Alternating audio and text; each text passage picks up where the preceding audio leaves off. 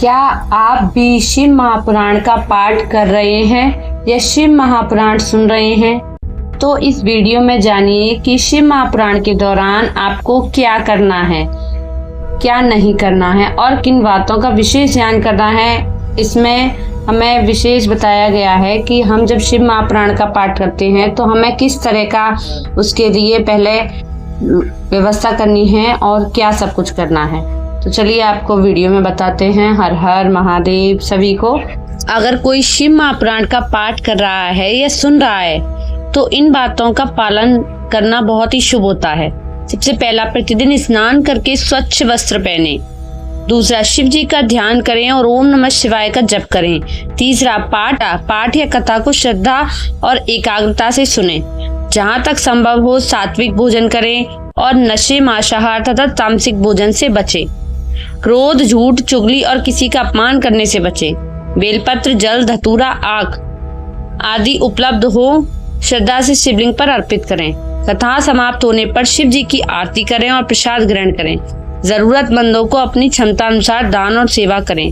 बड़ों का सम्मान करें और सभी के प्रति विनम्र व्यवहार रखें। पाठ के दौरान मोबाइल या अन्य अनावश्यक कार्यों से बचें और मन को भगवान शिव में लगाए रखें। श्रद्धा, भक्ति और सच्चे मन से किया गया शिव महापुराण का पाठ या श्रवण ही सबसे बड़ा नियम है। भगवान शिव बाहरी दिखावे से अधिक निर्मल मन और सच्ची भक्ति को स्वीकार करते हैं। देखिए, अब मैं आपको बताती हूँ शिव महापुराण में मैं किस तरह से पढ़ती हूँ और इसमें क्या है। चलिए आइए आप सब लोग भी सुनिए मेरे साथ। तुम्हें पूर्ण फल की प्राप्ति के लिए शिव पुराण के श्रवण की विधि बता रही हूँ।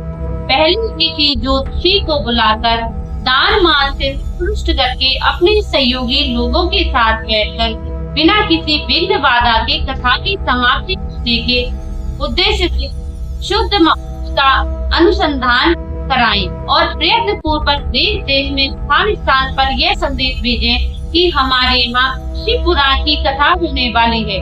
अपनी कल्याण की इच्छा रखने वाले लोगों को उसे सुनने के लिए अवश्य पधारना चाहिए। कुछ लोग भगवान श्री हरि की कथा से बहुत दूर पड़ गए हैं। कितनी ही स्त्री, सूर्य आदि भगवान शंकर की कथा कीर्तन से वंचित रह जाते हैं। उन सबको भी सूचना हो जाए ऐसा प्रबंध करना चाहिए। देश देश में जो भगवान शिव के भक्त हों तथा शिव कथा के कीर्तन और श्रवण के लिए उन सबको आदर पूर्वक बुलवाना चाहिए और आए हुए लोगों का सब प्रकार से आदर सत्कार करना चाहिए। शिव मंदिर में, तीर्थ में, वानप्रस्थ में अथवा घर में शिव पुराण की कथा सुनने से बहुत ही ज्यादा आनंद आता है और बहुत ही उत्तम होता है। और शिव मंदिर तो इसके लिए सबसे ही उत्तम स्थान माना जाता है। केले के खंभों से सुशोभित एक ऊंचा कथा मंडप तैयार कराएं। उसे सब ओर से फल, पुष्प आदि से सुंदर से अलंकृत करें और चारों ओर ध्वजा पताका लगाकर तरह तरह के सामानों से सजाकर सुंदर शोभावान बना दें। भगवान शिव के प्रति सब प्रकार से भक्ति उत्तम करनी चाहिए। वही सभी तरह से आनंद का विधान करने वाली है। परमात्मा भगवान शंकर के लिए दिव्य आसन का निर्माण कराना चाहिए।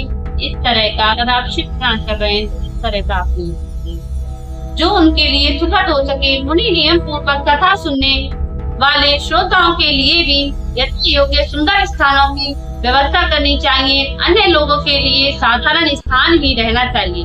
जिसके मुख से निकली हुई वाणी देहधारियों के लिए कामधेनु के समान अभिष्ट फल देने वाली होती है। उस पुराण वेद का विद्वान वक्ता के प्रति तुच्छ बुद्धि कभी नहीं रखनी चाहिए। संसार में जन्म तथा गुणों के कारण बहुत से गुरु होते हैं, परंतु उन सब में पुराणों का ज्ञाता विद्वान ही परम गुरु माना गया है। पुराण वेद का पवित्र लक्ष्य शांत, ईर्ष्या पर विजय पाने वाला साधु और दयालु होना चाहिए। ऐसा प्रवचन भूषण विद्वान इस पुण्यमयी कथा को कहे। सूर्य जैसे प्रारंभ करके 3.5 पैर तक उत्तम बुद्धि वाले विद्वान पुरुष को शिव पुराण की कथा बांचनी चाहिए। मध्य काल में 2 घड़ी तक कथा बंद रखनी चाहिए, जिसकी कथा कीर्तन से अवकाश पाकर लोग मल मूत्र का त्याग कर सकें।